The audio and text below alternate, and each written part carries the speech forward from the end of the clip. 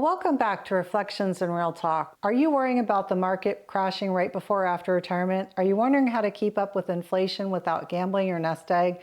Or maybe you're just tired of feeling like you have no control over your investments. This is part 2 of a deep dive into how dividend stocks and dividend funds can help you build a secure financial future. I'm your host, Judy, and just like you, I'm walking the same path, working and planning for retirement. In today's episode, we'll look at how much of your portfolio you might consider devoting to dividend-paying companies and what kind of real-world income you could expect over time. I'll be honest, I'm at a point in life where the thought of another major market crash keeps me up some nights. I've worked hard, I've saved, but I'm just a few years out from drawing Social Security, and I don't want my future riding on speculation or short-term hype. That's why it's important to consider allocating a portion of your portfolio to dividend stocks. If you're looking for income you can count on, let's say you have $1 million retirement portfolio. If you allocate 25% to dividend-paying stocks, that's $250,000. You could reasonably expect a 9% average annual return if you pick quality names and reinvest dividends. If you took $250,000 at 9% over 10 years, that $250,000 could grow to $592,000. In 20 years, it could reach $1.48 million. Now, if the rest of your portfolio is a diversified index fund like the Vanguard S&P 500 ETF VOO with an average 10.5% return, that 75% would also grow steadily.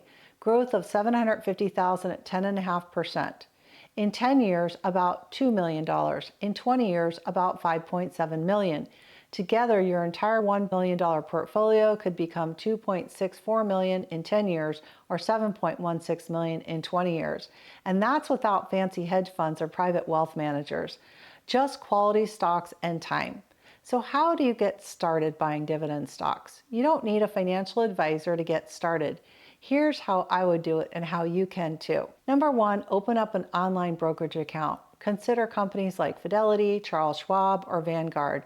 Look for dividend ETFs. Look for ticker symbols like VYM, Vanguard High Dividend Yield, SCHD, Schwab US Dividend Equity, DVY, iShares Select Dividend ETF. Or invest directly in blue chip companies like Johnson & Johnson, J&J, which gives a yield of 2.9% dividends. Procter & Gamble, PG, 2.5% dividends. Coca-Cola, KO, 3.1. PepsiCo, PEP, with a return of 2.8%. Chevron, ticker symbol CVX, with a dividend of 4.1%. Verizon, VZ, 6.6%. 3M, MMM, 5.6%. Pfizer, PFE, 5.2%. McDonald's, MCD, 2.4%. Realty Income, 5.5% monthly. So let's say you invest $10,000 in each company, which provides an annual dividend yield. So why wouldn't everybody just pick Verizon? Here's what you're weighing: Coca-Cola or KO. The pros: 61 consecutive years of dividend increases, a true dividend king. The global brand, stable revenue, and recession resistant. Slow but reliable growth. On the flip side, the cons are lower yield, slower capital appreciation in bull markets. Now let's look at Verizon. The pros is a high yield, attractive if you're looking for some income. It provides consistent cash flow from wireless business. On the downside, it provides slower growth or even declining share price in recent years, and they have a high debt load. It's not as safe during downturns as Coca-Cola. So which should you choose? If you're focused on stability and long-term confidence, stick with Coca-Cola or similar dividend aristocrats. Lower yield but steady. If you want higher cash flow now and can tolerate more risk, consider Verizon, but don't go all in. Pair it with more stable holding. And here's a balance option. You could split your investment, for example, $5,000 in Coca-Cola, 3% dividends, or $150 a year, $5,000 in Verizon, 5.6 dividends, $280 a year. Income $430 per year or 4.3 yield average. This gives you some stability and some income. I'll show you both a no reinvestment scenario, you pocket the dividends, and a reinvestment scenario, you reinvest dividends to grow income faster. We'll assume steady dividends and no price changes for simplicity. So in this scenario, we're going to take a $10,000 investment. We're going to split it evenly, $5,000 in Coca-Cola and $5,000 in Verizon. Blended together, provide an average yield of 4.3%.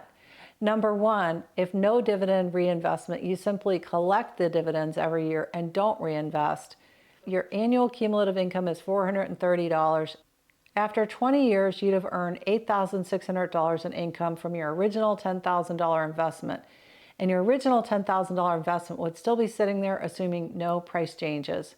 Number two, you reinvest the dividends into more shares, allowing compounding. With an average return reinvested, assuming around 5 to 6% total annualized return, because your dividends buy more shares and you get dividends on those shares as well. Year one, you'd end up with $10,430. Year five, $12,764. After year 10, $16,295. And after 20 years, $26,565. After 20 years, you've almost tripled your money due to the power of compounding and reinvesting your dividends. It's important to note that dividend raises, especially with Coca-Cola, could make these numbers even more attractive. Stock prices can fluctuate, and this model assumes stability for simplicity.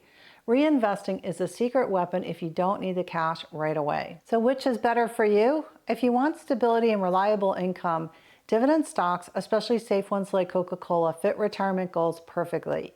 If you want maximum total portfolio growth, S&P 500 wins, but you need to sell shares during retirement to create income. And if you combine them, 75% S&P 500 and 25% dividend stocks, you get strong growth from the S&P 500 plus steady income from dividend stocks. This is a powerful setup for retirees who want growth but need cash too. So now that we've reviewed some basics and some options, let's talk about the downside of investing in dividend stocks or funds, because nothing is perfect.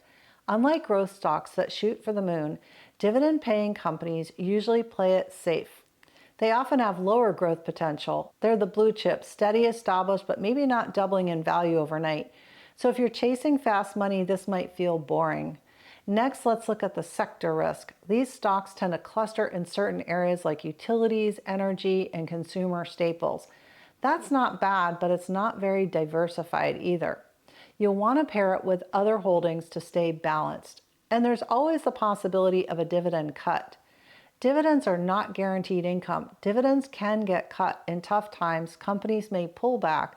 We saw this in 2020 with airlines, hospitality, and oil. So you need to pick high-quality companies with a strong history of dividend growth. Then you need to watch out for tax traps. If you're not careful, those dividends could raise your income enough to make your Social Security taxable or bump you into a higher bracket, especially if you're retired and managing income from multiple sources. And here's another bonus tip. Consider using a Roth IRA for tax-free growth and income down the road. If you're nearing retirement or just want more peace of mind in a wild market, dividend stocks can give you the control you're looking for. They can give you a strategy and a stream of income and a sense of stability. You don't need to beat the market. You just need to build a life where your money supports your dreams, not your fears.